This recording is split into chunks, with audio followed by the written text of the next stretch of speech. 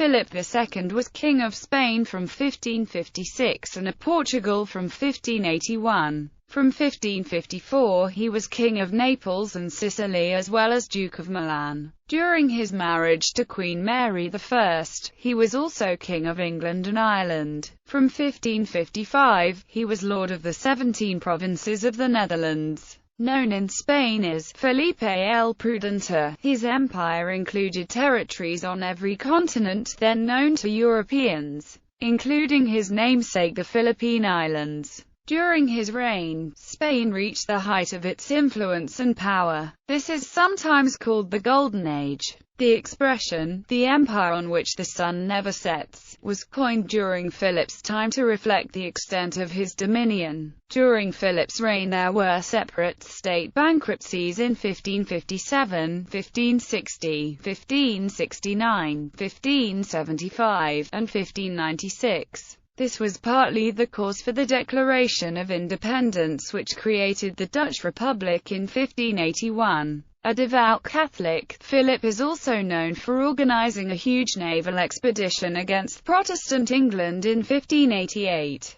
known usually as the Spanish Armada, which was unsuccessful, mostly due to storms and grave logistical problems. Philip was described by the Venetian ambassador Paolo Fagolo in 1563 as slight of stature and round-faced, with pale blue eyes, somewhat prominent lip, and pink skin, but his overall appearance is very attractive. The ambassador went on to say, "He dresses very tastefully, and everything that he does is courteous and gracious." Early years 1527 to 54. The son of Charles V of the Holy Roman Empire, and his wife, Infanta Isabella of Portugal. Philip was born in the Spanish capital of Valladolid on 21 May 1527 at Palacio de Pimentel owned by Don Bernardino Pimentel. The culture and courtly life of Spain were an important influence in his early life. He was tutored by Juan Martínez Salicia, the future Archbishop of Toledo. Philip displayed reasonable aptitude in arms and letters alike. Later he would study with more illustrious tutors, including the humanist Juan Cristobal Calvete de Estrella. Philip, though he had good command over Latin, Spanish and Portuguese, never managed to equal his father, Charles V, as a polyglot.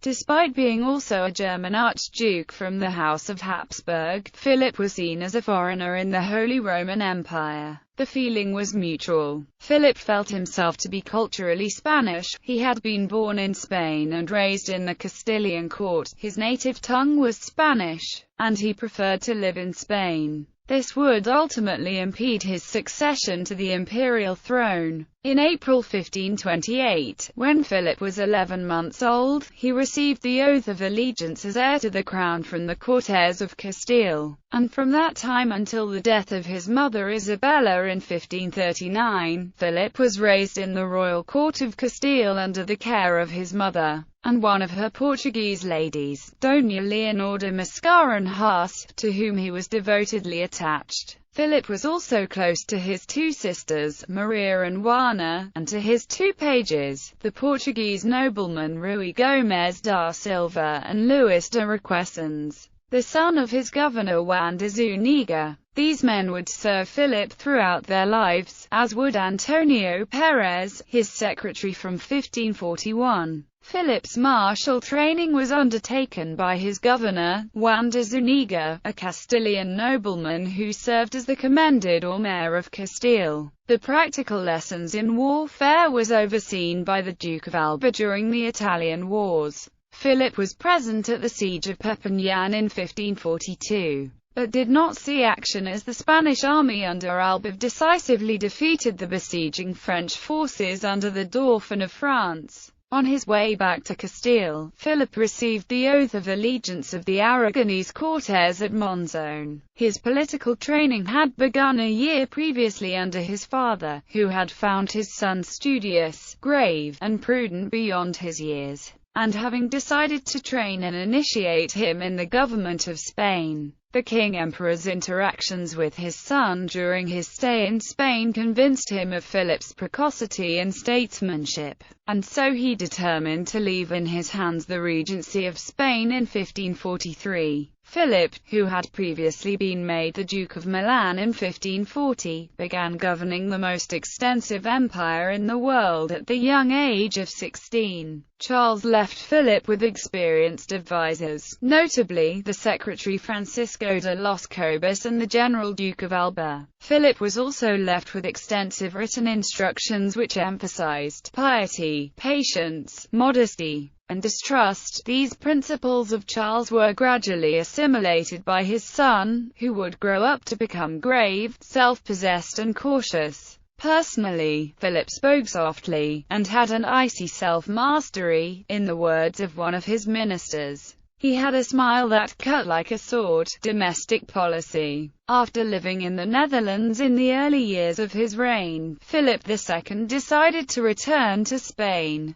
Although sometimes described as an absolute monarch, Philip faced many constitutional constraints on his authority. This was largely influenced by the growing strength of the bureaucracy during Philip's reign. The Spanish Empire was not a single monarchy with one legal system but a federation of separate realms, each jealously guarding its own rights against those of the House of Habsburg. In practice, Philip often found his authority overruled by local assemblies, and his word less effective than that of local lords. Philip carried several titles including Prince of Asturias as heir to the Spanish kingdoms and empire. The newest constituent kingdom in the empire was Navarre, a realm invaded by Ferdinand II of Aragon mainly with Castilian troops, and annexed to Castile with an ambiguous status. War across Navarre continued until 1528. Charles V proposed to end hostilities with King Henry II of Navarre, the legitimate monarch of Navarre, by marrying his son Philip to the heiress of Navarre, Jeanne III of Navarre. The marriage would provide a dynastic solution to instability in Navarre. It would make him king of all Navarre and prince of independent Bearn, as well as lord of a large part of southern France. However, the French nobility under Francis I opposed the arrangement, and successfully ended the prospects of marriage between the heirs of Habsburg and Albrecht in 1541. In his will, Charles stated his doubts over Navarre and recommended his son to give the kingdom back. Both King Charles and his son Philip II failed to abide by the elective nature of the Crown of Navarre, and took the kingdom for granted. This sparked mounting tension not only with King Henry II of Navarre and Queen Jeanne III of Navarre, but with the Parliament of the Spanish Navarre and the Deputation for breach of the realm-specific laws, violation of the Pactum Subjectionis, ratified by Ferdinand. Tensions in Navarre came to a head in 1592 after several years of disagreements over the agenda of the intended parliamentary session. In November 1592, the Parliament of Aragon revolted against another breach of the realm-specific laws. In Navarre, the major strongholds of the kingdom were garrisoned by troops alien to the kingdom in conspicuous violation of the laws of Navarre, and the Parliament had long been refusing to pledge loyalty to Philip II's son and heir apparent without a proper ceremony. On 20 November 1592 a ghostly parliament session was called, pushed by Philip II, who had arrived in Pamplona at the head of an unspecified military force, and one only point on his agenda: attendance to the session was kept blank on the minutes. Unlawful appointments of trusted Castilian officials and an imposition of his son as future King of Navarre at the Santa Maria Cathedral. A ceremony was held before the Bishop of Pamplona, but its customary procedure and terms were altered. Protests erupted in Pamplona, but they were quelled. Philip II also grappled with the problem of the large Morisco population in Spain, who were sometimes forcibly converted to Christianity by his predecessors. In 1569, the Morisco revolt broke out in the southern province of Granada in defiance of attempts to suppress Moorish customs, and Philip ordered the expulsion of the Moriscos from Granada and their dispersal to other provinces. Despite its immense dominions, Spain was a country with a sparse population that yielded a limited income to the crown. Philip faced major difficulties in raising taxes, the collection of which was largely farmed out to local lords. He was able to finance his military campaigns only by taxing and exploiting the local resources of his empire. The flow of income from the New World proved vital to his militant foreign policy, but nonetheless his exchequer several times faced bankruptcy. Philip's reign saw a flourishing of cultural excellence in Spain, the beginning of what is called the Golden Age, creating a lasting legacy in literature, music, and the visual arts. Economy. Charles V had left Philip with a debt of about 36 million ducats and an annual deficit of 1 million ducats. This debt caused Philip II to default on loans in 1557, 1560, 1575, and 1596. This happened because the lenders had no power over the king and could not force him to repay his loans. These defaults were just the beginning of Spain's economic troubles, as Spain's kings would default 6 more times in the next 65 years.